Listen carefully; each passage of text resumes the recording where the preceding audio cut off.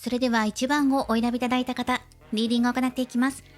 今回のテーマは、その迷い、イエス or No ということで、はっきりと今回答えを出していこうと思います。イエスだった場合も、ノーだった場合も、じゃあこの後どうしていったらいいのかなっていうところを見ていこうと思います。よろしくお願いします。1番の方はブラックトルマリンのカードです。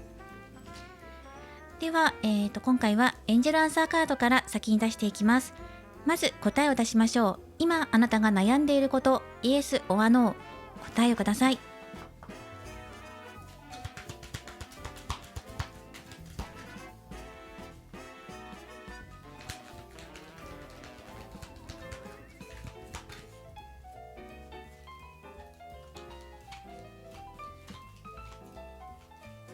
はい、では見ていきます。こちらのカードです。このカードは1年後です。答えが出るのは1年。ただ、答えがちゃんと出るイエス、ノー。はい、ノーではなくてイエスの方に1年後、その願いが叶うというふうに出ました。1年後に叶っていくので、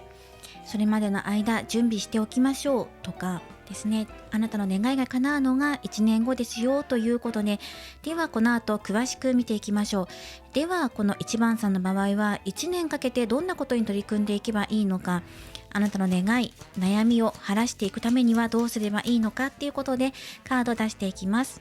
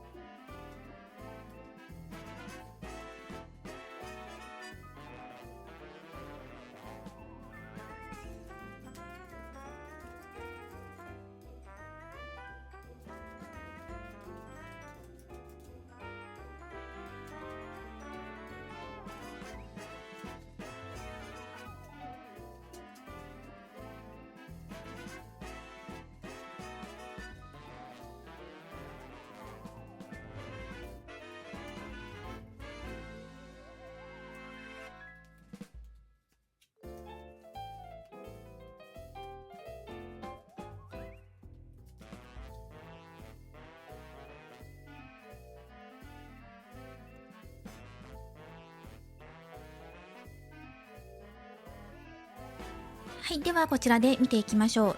タロットカードレノルマンを使って見ていきます。まずは、カードの配置の説明です。上段があなたがその時考えていること、これから先1年後なので、これを3つの期間に分けて見ていきます。今から1年後、まず前半、中盤、後半と時期を分けています。そしてその時に考えていることと実際に行動したこと、そしてどうなっていくのかっていうことを合わせて見ていくんですが、まず今から前半なので約3ヶ月以内、こちらが半年以内で、そして最後1年かけてっていうところなんですが、最初やっぱりご自身の中で考えていることっていうのが、今あなたが迷いに対して取り組んでいきたいっていうことですね。動いていきたい、解決させていきたいとか、構築させていきたい、完了させていきたいとかですね。中にはここにカップの2番のカードが入っているので、お付き合いとか恋愛関係とかパートナーシップっていうことかもしれません。ただ一概的にこれ恋愛とは言えないかもしれないですね。恋愛だけではなくてパートナーシップなので、ビジネスパートナーとか転職をしようとしていて、積極的に行動して転職活動をして自分の望み通りの会社と巡り合いたい、自分の理想の上司と巡り合いたいとか、そういうことも表しているかもしれません。大切な人との関係性を育みたいっていう意味ももちろんありますし、やはり恋愛として考えてもいいんじゃないかなとも思いますね。好きなお相手に積極的にデートに誘っていきたい。新しい関係性を築いていきたい。またコウノトリは引っ越しとか移動とかも表しているので、転換期。自分の中で転換、今人生をガラッと変えていきたいと思っている。だけれどもそれがなかなか結果に出ない。転職活動をしているんだけど新しい就職先が見つからないとか、自分が追い求めている答えが返ってこないとか、結果としてちゃんと手にすることができなくてモヤモヤを抱えていたりとか、まだパートナー、理想のパートナーを探しているような状態。パートナーというのは恋愛だけではなくて全般的な意味ですよ。自分の理想としている関係性をまだ構築できていない。積極的に働きかけてはいるんですが、まだね、結果が出ないよっていうような、そんな流れの3ヶ月間ですね。そしてじゃあ、半年以内の流れを見ていきましょう。まだこのご自身の中で、モヤモヤすることっていうのが残っているんですね。残っているというか、続いているっていう感じです。目標に対してのモヤモヤ、叶えたいことに対して、まだ結果が出ないのかとか、もうやめようかなって自分の中で諦めかけたりとかするような瞬間も訪れるんですが、それでも自分の中ではやっぱり関係性を構築していきたいとか、より安定した収入が欲しいとか、安定した場所で働きたい、チームに恵まれたいとか、人間関係かもしれないですね。自分の中で追い求めている答えに対して安定した状態を保とうとします。そのためにご自身の中で決めて動いていくこととか切り替えていくことも出てくると思うんですね、この半年の間に。そしてご自身のその動きの結果、これは完了ですね。ワールドのカードとブックのカードです。あなた自身が一つ成長を遂げることができます。この半年間の間に。そしてその半年からその先へっていうところを見据えてください。一つ完了するというのが出ているので、見通しが立つとか、ご自身の目標に対して、やっと半分来たぞとか、あと半年頑張れば手に届きそうだっていうぐらいの情報をゲットすることができるんじゃないかなと思うんですね。前半よりは落ち着いて物事に取り組んでいける。そして自分にとって不要なものを手放すタイミングというのが出ているので、ここで人間関係のリセットだったりとか、ご自身の気持ちを一旦切り替えるっていう作業が出てくると思います。そしてさあ、完了に向けての半年から1年以内の動きです。ここを見ていって、やはりね、ここ最後リングとチャリオットのカードが出ているので、ご自身が自分の目標のために動くんだ、動いて掴み取っていく。指輪というのは約束、結婚、交際、あとは仕事上の契約とか取引先との契約、または新しい会社と連携を結ぶとか、そういうことを表しているので、そこに向かってご自身が前向きな気持ちで取り組んでいけるんだ、活動していく、動いていくんだっていうことが言われているんですね。1年後には自分の迷いや、あと今考えていることに対しての答えをしっかりと掴み取って提携してるんだっていうことが見えてきています。ご自身でそのように動いていかれるからなんですね。そして半年から1年以内、願いがね叶うまでの間っていうのは、毎日毎日あなたの中で同じことを繰り返し目標に向かって取り組んでいるので、まだ結果が出ないのかなって思う瞬間もやっぱり出てくるよっていうのは入ってるんです。だけどそこに対してもう少しなんだっていうのが見えているから、自分の中でこなしていこうっていうような気持ちの方が高まります。もう投げ出そうかなとか、この調子じゃ無理かなではなくて、もう見えてるんだと。見えているからこそ日々積み重ねていかなければいけないことに対しての思うことがあると思うんですね。でもそこは前向きに捉えてご自身の中でやっていかれると思うんです。確かに同じことの繰り返しで、何回何回頑張っても何回何回手放してもまだやってこないしって、1年って長いなって思う瞬間もやっぱり半年後もちょっとね、そういう気持ちはあるんだと。これでもかってぐらい自分はやったんだと。でもね、まだだ、あと何ヶ月先だ、もう少しかっていう風にカウントダウンが始まっていきます。でもそれをあなたは乗り越えて進んでいくんですよね。中にはここですね、蛇のカードとソードのページのカードなので、かなり周りに配慮していきながらあなたが情報をつかみ取っていく。何が自分にとって必要なもので必要じゃないんだろうって、自分の心に絡みついてくるもの、今ここでバッサリと手放すタイミングです。もちろんこの中盤でももうすでに手放しは行われていて、自分にとって必要なものと必要じゃないものをしっかりと分ける作業が行われているんですが、この半年後、この願いが叶うまでの間にしっかりとそれを完了させることが必要になってきます。すべて自分の中で完了させましょう。周りの噂話に左右されずに、それは自分にとって必要ではなくて、本当に必要なものはあなたは手にするチャンスをつかみますので、だから周りには左右されない自分の信じる道を進んでいくっていうことで、しっかりと目標を定めるワークを行ってください。取り組みですね。日々の生活の中にヒントは隠れています。自分の心を豊かにするワーク、取り組みを行ってください。なんとなく過ぎていくだけだと、この結果をつかみ取るまでの過程っていうのも味わうことができない。せっかくだったらこの過程をしっかりと味わってください。そういうカードからのメッセージ。そして噛んでみて、ちょっとこれ自分的には味わいとしては好みじゃないなっていうものは、その場で分別して、これは次からは食べない。食べてみて美味しい、良かったって思うものは十分に味わって、そしてまたもう一度味わいたいというふうにメモを残しておくっていう形でリスト化させていくこと、毎日を充実させること。なんとなく過ぎているんだけど、でも思い出してみたら、あれは楽しかったことだとか、あれは自分にはいらなかったものだとか、嫌な思いしたとか、嬉しい思いだったとか、そういう一つ一つの感情をしっかりと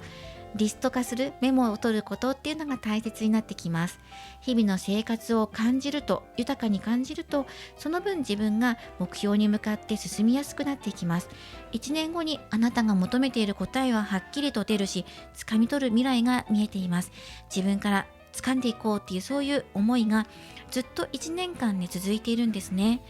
長い期間だとは思う。そしてその中で手放しのワークだったりとか、ご自身の中のモヤモヤを晴らす作業っていうのも行われていくんですね。だからあなたが根強く頑張っている方なんだなっていうのが伝わってきます。ストレスから解放されて、あなたが本当に望むべき絆、契約、パートナーシップ、お仕事、自分にとって条件の良いことをあなたが進んで掴み取っていく、そういう流れになっていきます。はい、葛藤がある中進んで掴み取っていく未来となりました。ではこちらからもう出しているんですが、オラクルカードからアドバイスをもらっていこうと思います。こちらからラッキーナンバーなどももらっていきましょう。そして選択肢のカードからもメッセージをもらっていきます。ブラックトルマリン、こちらのカードはあなたのエネルギーを守るです。そのエネルギーというのはどんなエネルギーでしょうか。願いなのか、自分が守りたいものありますよね。こういう信念ですとか、自分には守りたい家族がいますとかかもしれません。守りたい大事な人がいますとか、そのあなたの守りたいという対象のエネルギーを守っていく、守りの力。そしてラッキーナンバーは3番です。あなたが今感じている迷いは成長の前兆です。新しい世界へと踏み出す準備ができているからこそ心が揺れているのです。迷いをネガティブに捉えすぎず、変化の兆しとして受け止めてみましょう。こちらはマジョラムという植物のカードで、花言葉はいつも幸せという花言葉です。そして天王星のカード、人生における制限を超えていく、変革を表すカードです。そしてあとはこちらのカードですね。基盤を作る。そして太陽です。太陽は成功や達成を表しています。あなたはすでに人生を豊かにするための力を持っています。太陽の光があなたを照らし、どんな道を選んでもあなたの旅路は祝福されています。今こそ期待に胸を膨らませて一歩を踏み出す時です。おしゃれをして出かけるだけでも心が前向きになって、新しい可能性が広がっていくでしょう。また今は自分の基盤をしっかりと見つめ直すタイミングでもあります。あなたの大切にしている価値観や信念は今のあなたにとって本当に必要なものでしょうか。もし違和感を感じるなら、思い切って手放して新しい基盤を築いていくことを考えてみましょう。そしてどんな選択をするにしても、あなた自身のエネルギーを大切にしましょう。ネガティブな影響を受けずに自分らしさを守っていくことが迷いから抜け出す鍵となります。あなたにはどこへでも進んでいける力があります。自信を持って自分の道を歩んでください。そんなカードたちからのメッセージです。今回はその迷い、イエス or ノーということで、はっきりと答えを出していきました。1番さんは1年後にその願いは叶うという答えでした。これからもリーディング動画を投稿していきますので、高評価やコメント、そしてチャンネル登録をよろしくお願いします。ではまた次回の動画でお会いしましょう。最後までご覧いただきありがとうございました。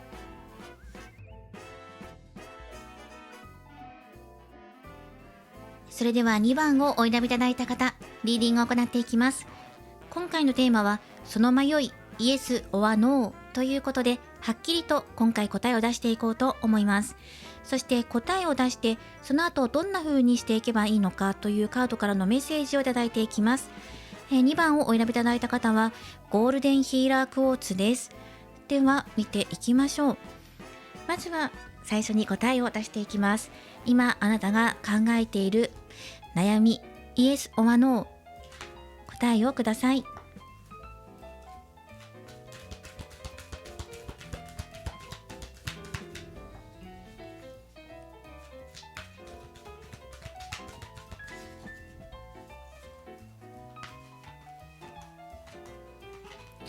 はい、では答えを見ていきましょ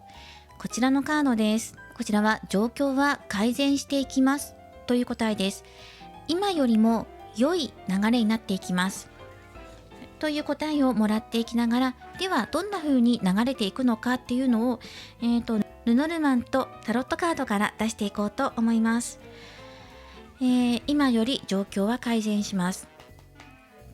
では今現在からこれからどうなっていくのか、カードからメッセージをもらっていきます。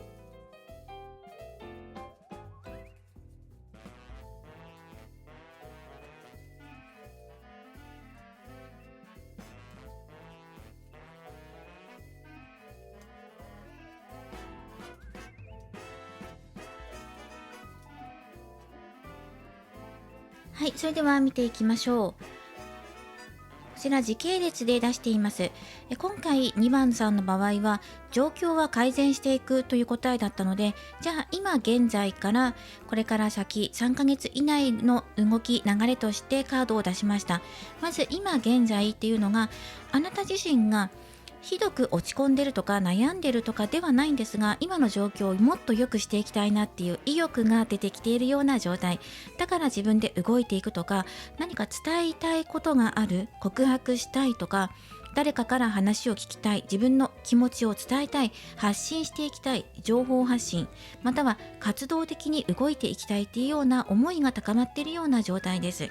胸弾ませるような、期待で胸が弾むようなことも出てきているでしょうし、また同時に課題点とか乗り越えるべきものっていうのも感じてるんです。これを乗り越えた先にはきっと明るい未来が待ってるに違いないっていう風な、そんな風に考えているような状態。そしてそのためには自分が安定と責任感を持って進めていかなければいけないなっていう、同時にそういうようなことも考えているので、ただこうなりたいっていう気持ちだけじゃなくて、ちゃんとそこに行動していかなきゃなとか、始めていくアクションを起こしていかなきゃなっていう、そういうお気持ちもあるので、今まさに新しいスタートを切りたいっていう、そういう気持ちなのかなと思いました。切り開いていきたい、答えが状況は改善するなので、今の状況がすごく悪いとかではないんだけど、ただ自分の中で新しくスタートさせたいことがある。それは好きな人との関係性を発展させるとか、仕事で成功したいとか、約束したいことがあるとか、今の現状からプラスで新しいことを始めていきたいんじゃないかっていう、そういう現状が出てきています。そうですね、アンカーのカードも入ってるので、恋愛っていう方もいるかもしれないんですが、どちらかというと対人関係だったりとか、お仕事とか、自分のこれからの人生とか、そういうことで見ている方が多いのかなとも思いました。そうですね、今の自分の生活をより豊かなものにしていきたいとか、そういうことで感じますね。あともう自分のペースで進んでいきたいんだっていうことですね。変化に向けて自分でアクションを起こしていくっていうことが入ってきています。恐れることはもうないんだと。自分でまずはやってみよう。そういう今の現状です。じゃあこれから先の近未来どういう風に流れていくのかなっていう風に見ていきましょう。カードの方で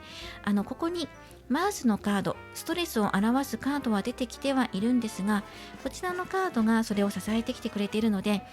困難がもし出てきたとしても大丈夫、乗り越えていける、ただ時間はかかるかもしれないよっていう、そういうアドバイスは出てきてるんですね。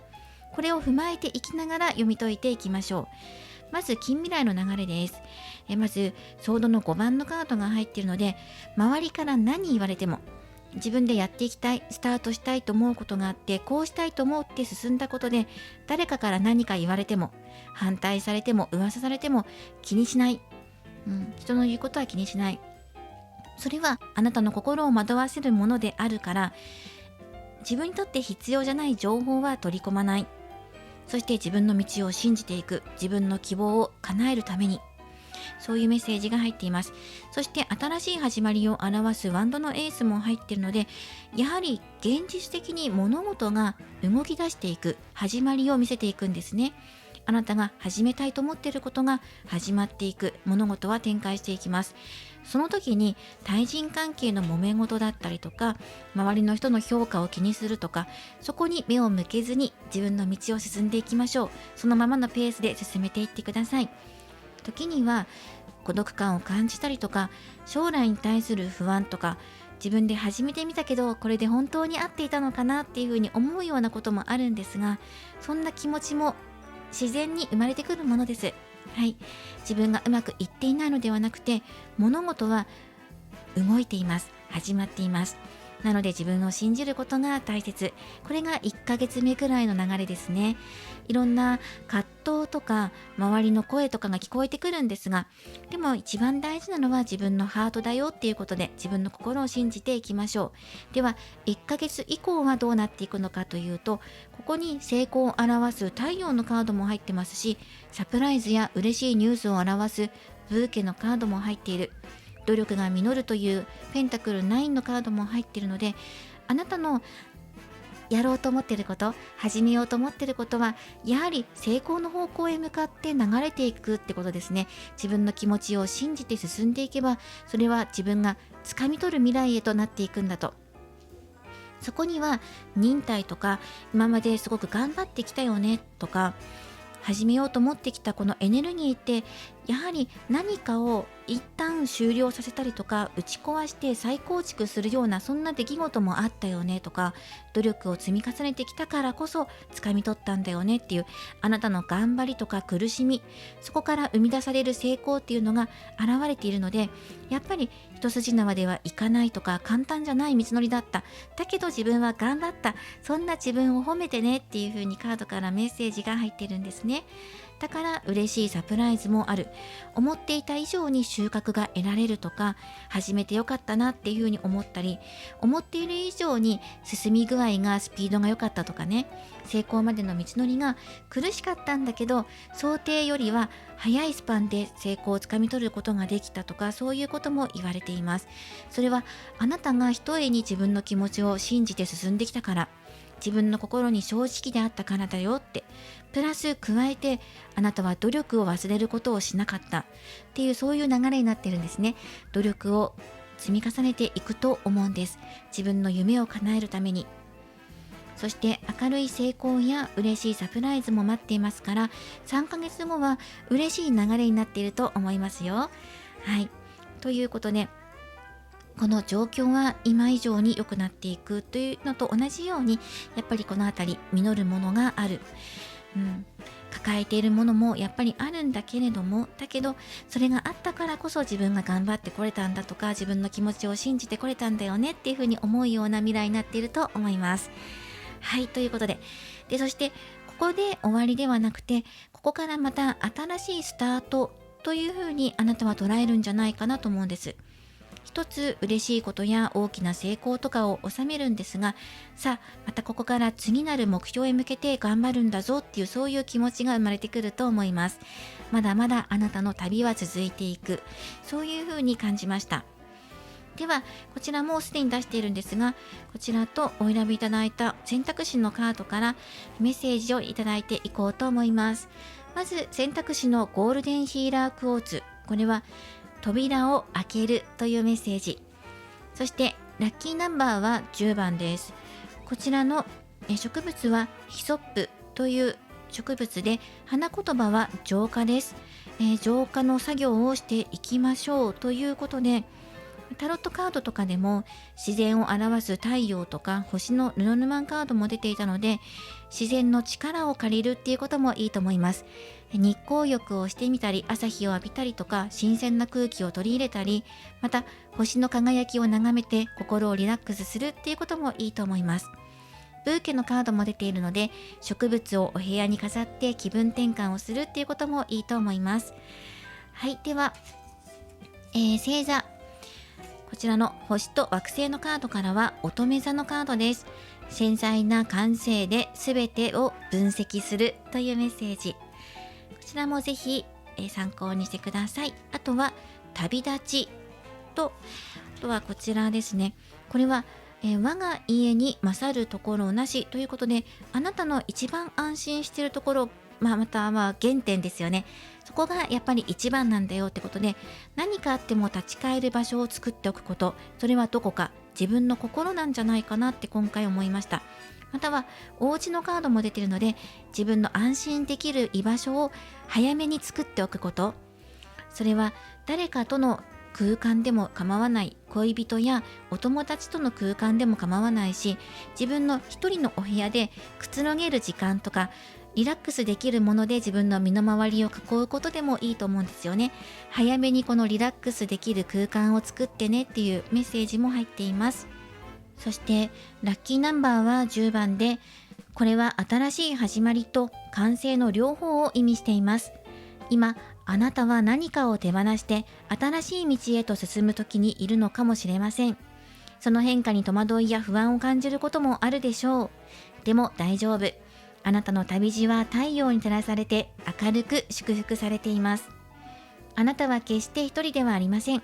これからの道のりには新しい出会いや支えてくれる仲間が待っています。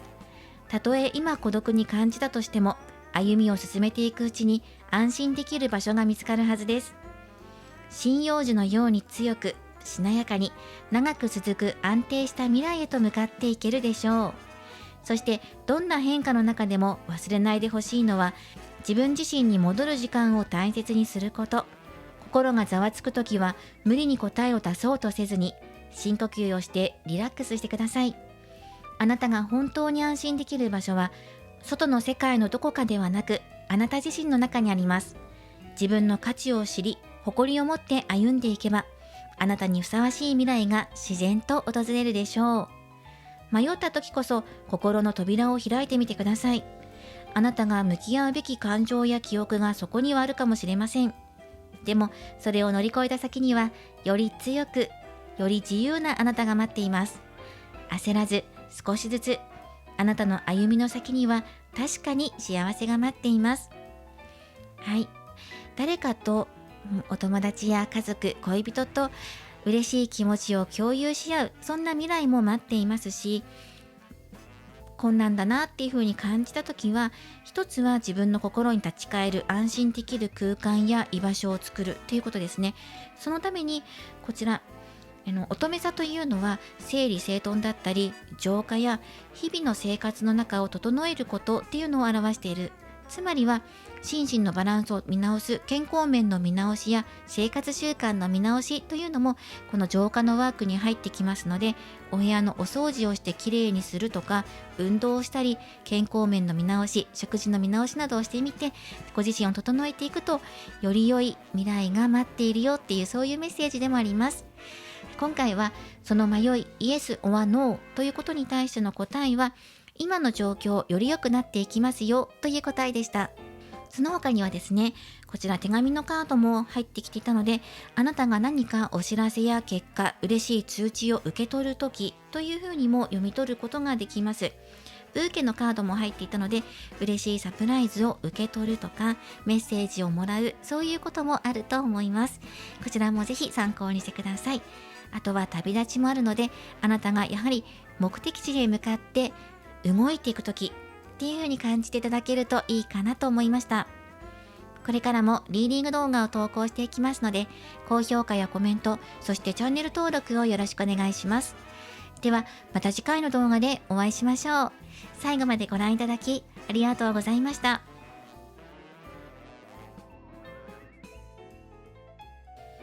それでは3番をお選びいただいた方のリーディングを行っていきます。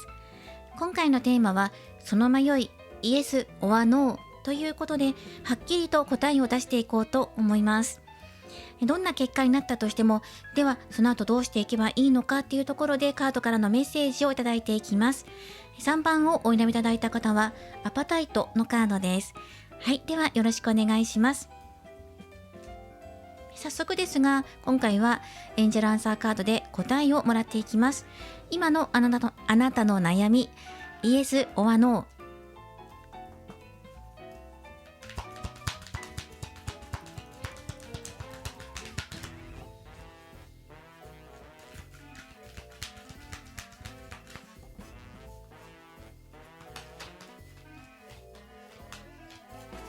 はい、ではこちらのカードでもらっていきましょう。助けてくれる人々がいますよ。協力者を求めましょうという答えです。そうすれば道は開けていきますという答えが出ました。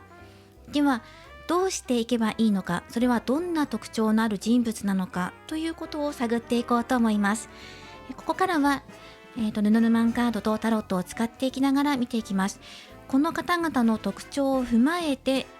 これからの流れを見ていこうと思います。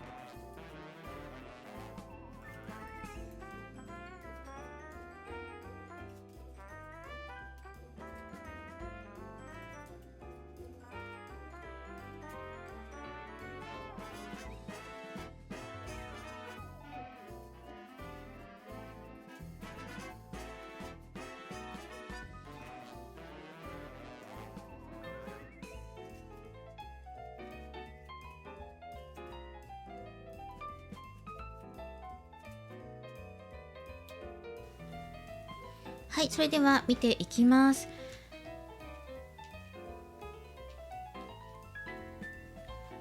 まずこちらに出しているカードからどんな人物像なのかっていうのを見ていきましょ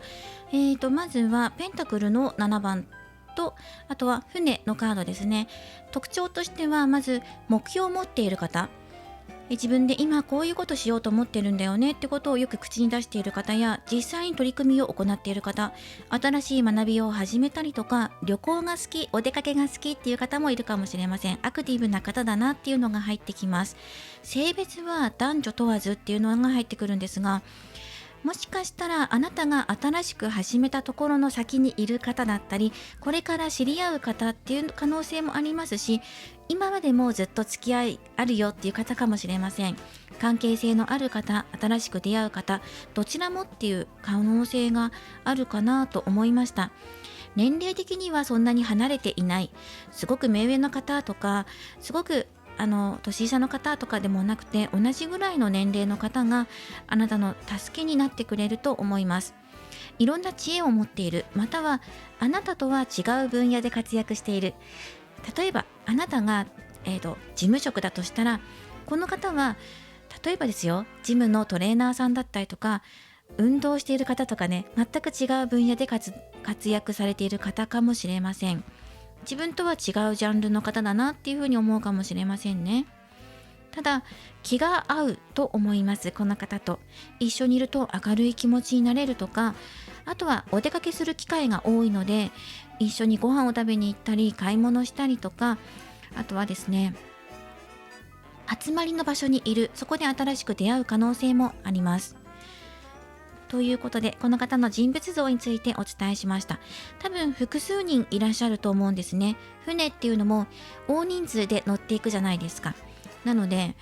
1人2人ではなくてもう少し多いかなと思います。複数人いて、その人たちがあなたの支えになってくれるとか、あなたに対して答えを授けてくれるヒントをくれたりとかすると思います。では人物像を見ていった後で、今現在のあなたの現状と、あとこれから先どうなっていくのかっていう流れを出していきました。まずは今の現状が迷っているなっていうのが入ってきています。ご自身の中でストレスを感じていたりとか、またネズミのカードっていうのは体調不良も表しているので、体調が悪いっていうことと、なかなか踏ん切りがつかないとか、迷いの最中にいるとか、自分でもうそこから抜けていかなきゃなって思ってるのになかなか現状を抜け出せていけないとか、あとは今の現状が満足いくものではないけども、それを乗り越える打開策が見つからないとか、そろそろ自分で次行かなきゃなって思ってるんだけどっていうところが今の現状ですね。はっきりさせたいものがあるんだけどはっきりしないとか、または自分で決めて動いたとか、ぶつかっていったんだけど結局そこで曖昧になってしまってもやっとしたストレスが残っているとか、じゃあもういいやっていうふうに自分の中で切り替えていきたいんだけど、ちょっと左右されているような、そういうところも感じます。これは全般的に今のあなたの生活上のことかなと思うんですね。例えばお仕事とか恋愛とか一つのジャンルにくくらずに、もっと広く見ているんじゃないかなと思ったんですね。誰かとの関係性の構築かもしれないし、あとは自分の生活において決めてやってみたんだけどうまくいかないとか、あとはもうそろそろ次の職場に行きたい、新しい職を探してるんですっていう方もいるかもしれないし、いろんな人の情報を参考にしながら自分で決めようって思ってるって、今そういう状況だよっていう方もいると思います。でも今抱えているのはやっぱり課題とかストレスとか、うまくいかないことっていうのが今の現状見えています。誰かからきつく言われたとかね、そういうことで気にかかっているよっていう方もいると思うんですね。ただそれから先の未来に目を向けて、見ていきたいなと思います。まずはここで一工夫入れていただきたいっていうふうにカードがメッセージとして伝えてきてくれています。今の生活から新しい新鮮な空気を取り込んでいきましょう。新しいレシピを開発するとか、自分の中で思い描いていいなと思うものを採用するっていうのが入ってきました。もしくは今この該当する方々からのインスパイアを受ける可能性もあります。影響を受けて自分でやってみようかなって思ったことが案外あなたの心をクリアするものになるよっていうふうに言われてるんですね。カップの7番、いろんな選択肢があってもいいじゃないかと、その中で自分がこれだって思うものを見つける機会にしましょうって。だから今の現状がなかなか抜け出せないとかうまくいかないとか、そこにとらわれるんじゃなくて、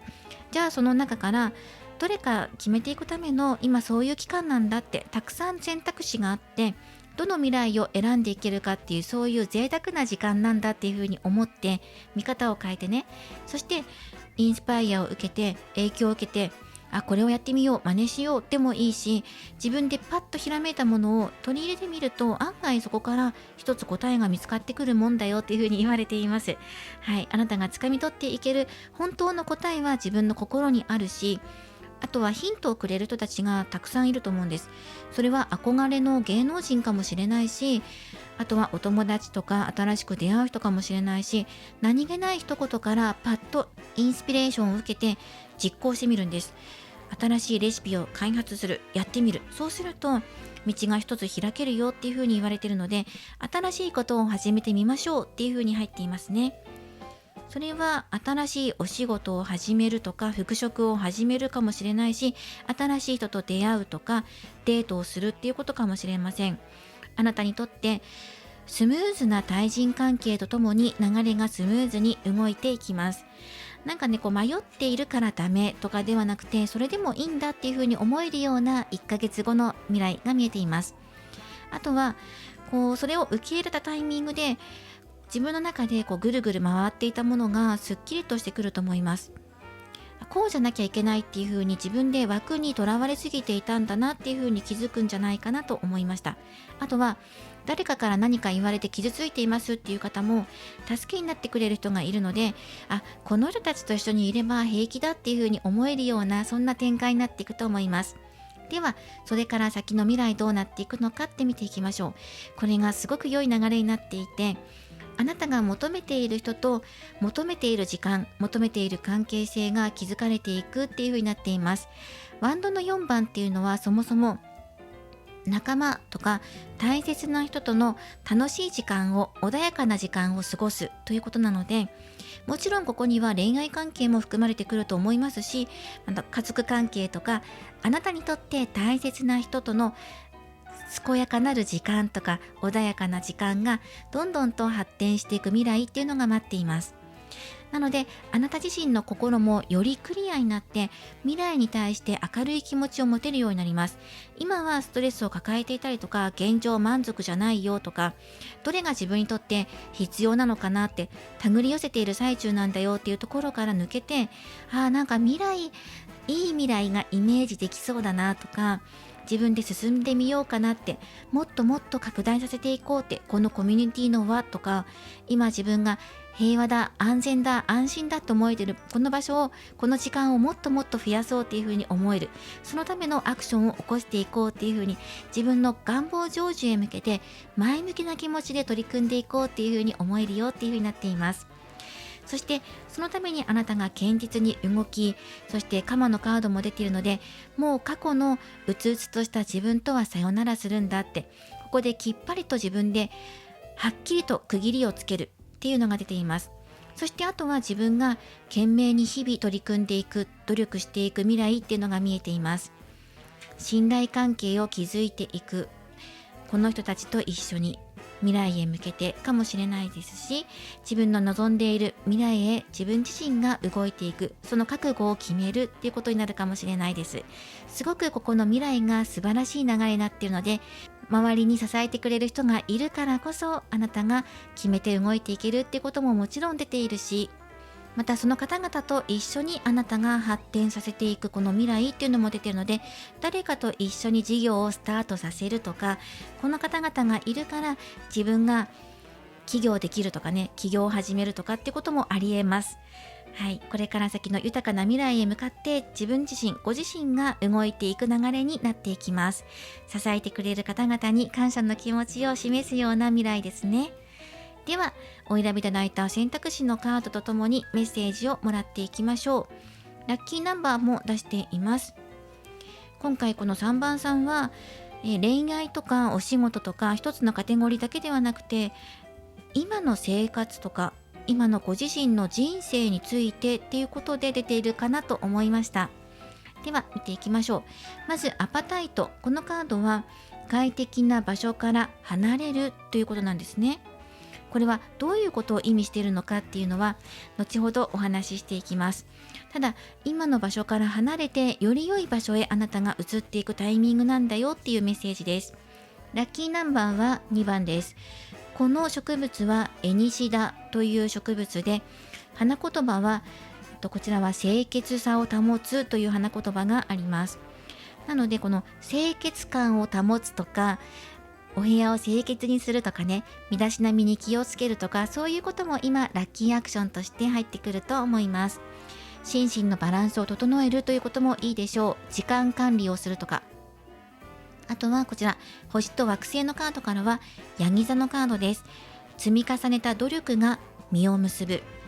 あなたが努力を重ねて進めていくからこそ、堅実に歩みを進めていくからこそ、そして行動に起こすからこそ実を結ぶものがあるんだよということ。こちらは進化、考える人のカードです。考え抜いた先に新しい答えが待っている。そしてこちらですね。あなたの技です。技術というカード、テクニカルのカードですね。こちらからもメッセージをもらっていきます。まずラッキーナンバーは2番。この数字は調和やバランス、そして成長のための時間を意味しています。焦らず一歩ずつ着実に積み上げていくことがあなたにとって何よりの成功の鍵となるでしょう。あなたは本来努力を積み重ねることが得意な人です。あなたは粘り強さと計画性を持っていて、慎重に物事を進める能力があります。どんな小さなことでも真剣に取り組み、自分の理想を追求する姿は周りにも良い影響を与えるでしょう。あなたの生み出すもの、あなたの成し遂げることは多くの人の心を動かし、感動を与えるはずです。自分自身の持っている技とか、あなたにしかないオリジナリティを大切にしてください。そして今あなたは何かを決断しようとしているのかもしれません。その時大切なのは冷静に考えて論理的に分析することです。感情だけで突き進むのではなく、目の前の事実をしっかりと見極めてください。あなたには必要な情報がすでに揃っています。答えはあなたの中にあるのです。難しく考えすぎず、シンプルに物事を整理していけば、自然と正しい道が見えてくるでしょう。そして、もし今の環境があなたを縛り付けていると感じるんだったら、一歩外へ踏み出す勇気を持ってみましょう。慣れた場所に留まっているのは安心ですが、新しい挑戦があなたを成長させて、さらなる可能性を開いてくれます。怖がらずに、あなたの未来にワクワクしていてください。今、あなたが見えている景色の先には、もっと広く、もっと輝く世界が待っています。はい。もしね、今自分の環境が縛り付けられている、束縛感を感じていたり、次のところへ行きたいというふうに感じてるんだったら、一歩踏み出してみましょう。慣れた場所に留まっているのは安心なんですが、これから先未来もっと開けていくので、シンプルに物事を考えて動いていきましょう。そういうメッセージです。今回はその迷いイエス・オア・ノーという答えに対して3番さんは助けになってくれる人々がいますという答え、そしてその方々の特徴についても出していきました。周りの人々の協力を得てあなたが叶えていく未来というのが出てきていました。これからもリーディング動画を投稿していきますので、高評価やコメント、そしてチャンネル登録をよろしくお願いします。ではまた次回の動画でお会いしましょう。最後までご覧いただきありがとうございました。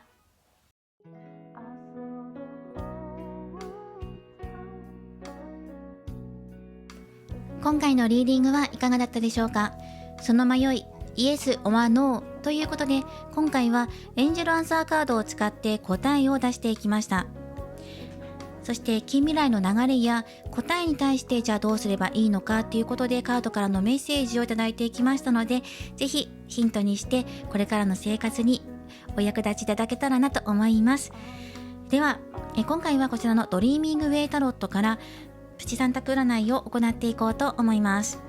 今のあなたに必要なメッセージということでタロットからメッセージをもらっていきます。お好きなもの左、真ん中、右で1枚お選びください。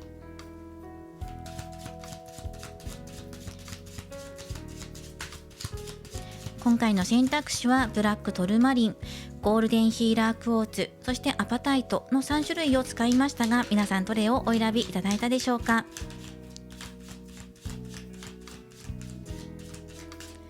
はい、そして今回はラッキーナンバーも各選択肢で出していますので、ラッキーナンバーも参考にしてください。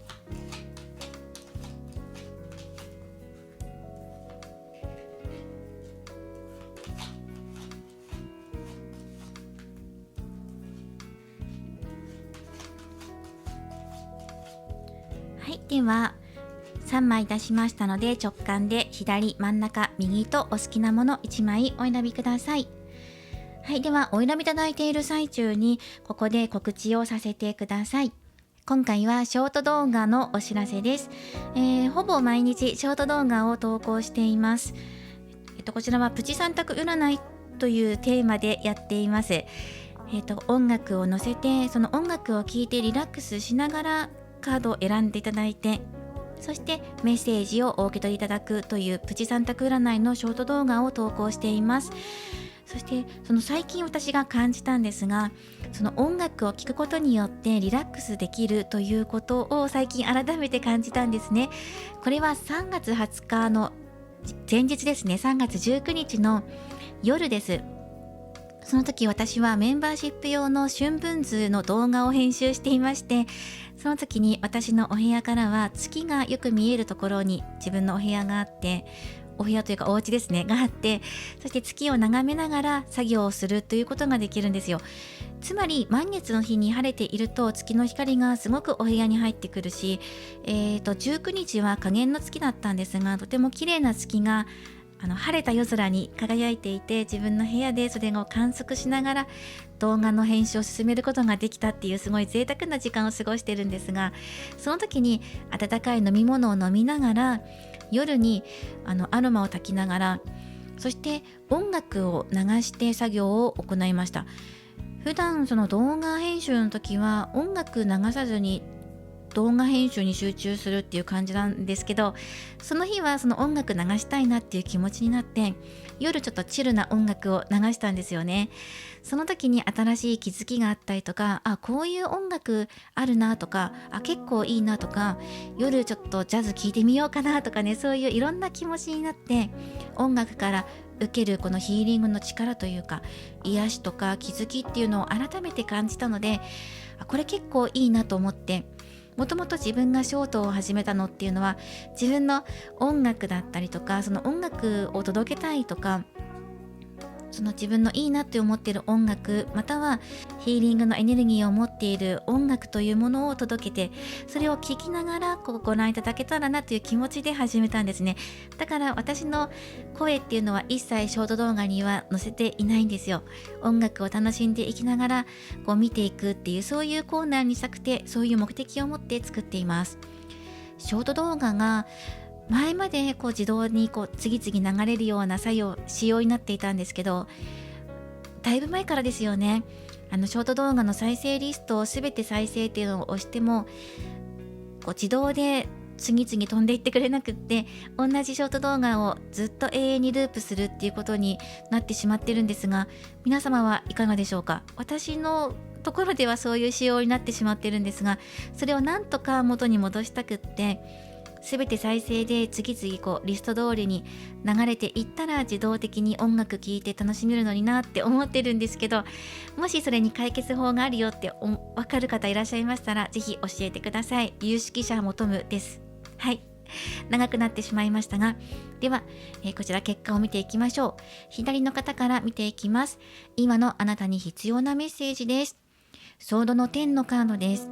これは苦しみを乗り越えて次へというメッセージです。今すごく辛い、苦しいとか、そうですね、もう痛みっていうのがもう前面に出てきているので、たくさんの剣が今あなたの体に刺さっていて、辛いな、痛いな、苦しいな、もうこういう生活嫌だなって、そういうお気持ちでいるかもしれません。でもこれは一つの大きなサイクルですね。この痛みがあったからこそ、これを学びと変えて次のステージへ行くのだと、そのように視点を変えていただいて、確かに苦しかったり痛かったりするんですよ。でもこれがあったからあなたは強くなれるんだっていうことで、次の未来へ今進んでいくタイミングがやってきています。もう痛いのは終わり、苦しいのは終わりという、そういうことを表しているカードでもあります。一つのサイクルを終えて、また新しい始まりへと向かっていくタイミングがやってきています。今本当に辛いんですっていう方は、もうその苦しみから今抜けていく未来が待っていますので、あとはあなたがそこから回復して歩んでいく未来です。自然とその痛みは抜けていく、時間とともに痛みが抜けていくとか、あとは自分で浄化のワークだったり、心身のバランスを見直すことによって立て直しが早くなる可能性もありますので、ぜひ参考にしてください。では真ん中をお選びいただいた方です。カップのページのカードです。あなたのひらめきやアイディアを表現してもすごくいいんじゃないかなと思いますね。今なんかやってみたいなと思うことや、お誘いしたい人がいるとか、自分で楽しいことやってみたいっていう気持ちがあったら、それにぜひ乗ってみるとき、それを形にしてもいいですし、ね、クリエイトしてもいいし、自分の手で文字にして書き起こしてみるとか、編み物して形を作ってみるとか、自分でハンドメイドする、それはそのお料理を作ることとか、ブログを書くこととか、いろんな様々な形で表現することができると思うんです。歌うとか踊るとか、表現方法っていうのがものすごく幅広くあるので、今自分の気持ちを表現することが今のあなたに必要なメッセージなんじゃないかなと思いました。はい、あとは今すごく楽しい毎日を送っていてっていう方は、一度心身とか生活バランスの見直しをかけることがおすすめです。もしかしたら寝不足になっていたりとか、食べ過ぎ飲み過ぎになっているかもしれない。特にお酒っていうのが入ってくるので、最近飲み会続きだったなっていう方は一旦見直してみるのもおすすめかもしれません。続いて右をお選びいただいた方です。ソードのキングのカードです。周りの人の声をアドバイスを取り入れながらも、今自分の中で答えを出す時とか、自分で決めて動いていく時、周りを引き連れていきながら周りを引っ張っていく、そういうリーダーシップがあなたにはあります。先頭を切って何か物事を始めていったりとか、突き進めていくような、そんな流れが今来てるのかもしれません。また迷いから断ち切って今自分で道を切り開いていく時かもしれませんね。迷っている、なかなか決められないっていう方は、自分の信じる道を決める。決められないっていう時は情報を仕入れる。周りからのアドバイスを取り入れて、そして自分の中で正しい判断、自分が思う正しい判断をするということがとても大切です。自分の道を信じて突き進んでいくこと、勇気を持って、そんなメッセージが入ってきていました。それぞれお受け取りいただけたらなと思います。では今回アフタートーク長くなってしまいましたが、最後までお付き合いいただいてありがとうございます。またより良い3月4月となっていきますように応援しています。今回も最後までご視聴いただきありがとうございました。ではまた次回の動画でお会いしましょう。